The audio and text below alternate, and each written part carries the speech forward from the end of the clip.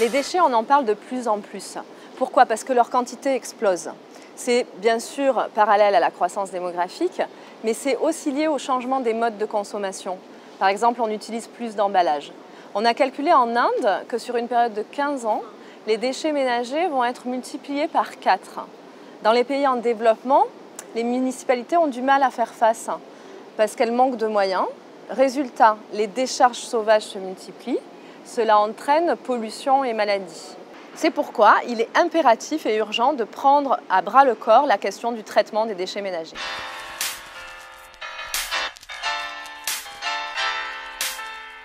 Nous avons identifié avec des chercheurs 4 solutions. Dans un monde idéal, on pourrait les mettre en place tout en même temps. La première, c'est la valorisation organique qu'on connaît sous la forme du compost notamment. Alors il faut savoir que dans les pays en développement, les 2/3 des déchets ménagers sont organiques, c'est-à-dire alimentaires ou végétaux.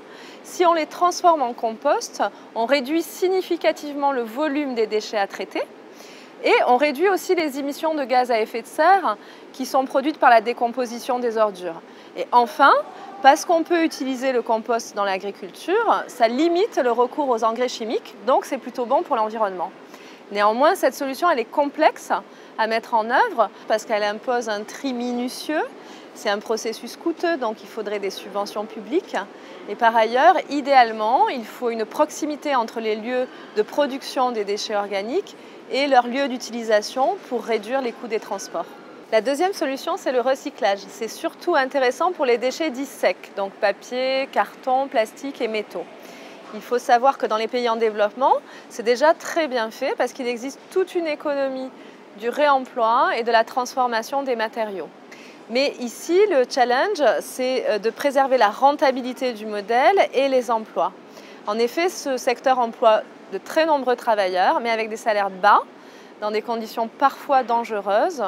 Donc le défi, c'est d'améliorer leur situation tout en préservant le nombre d'emplois. Et puis, la troisième solution, c'est la valorisation énergétique. Alors, ça consiste à incinérer à très haute température les déchets pour les transformer en énergie. On peut utiliser cette énergie, par exemple, pour le chauffage urbain.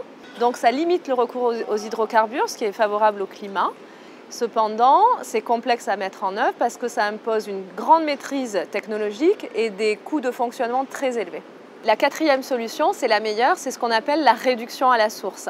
Comme son nom l'indique, ça consiste, si possible, à ne pas produire de déchets ou le moins possible.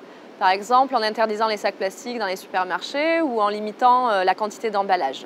Vous l'aurez compris, toutes ces solutions en fait sont complémentaires. Chaque pays, chaque municipalité doit choisir les solutions qui sont adaptées à sa situation. Et c'est précisément là qu'est la mission de l'AFD, identifier des solutions qui marchent. En identifiant des solutions qui fonctionnent dans certains pays, puis en les diffusant, en les encourageant ailleurs dans le monde, bien sûr, évidemment, en tenant compte de la situation financière et sociale de chaque pays, on pourra, je l'espère, contribuer à relever le défi du traitement des déchets.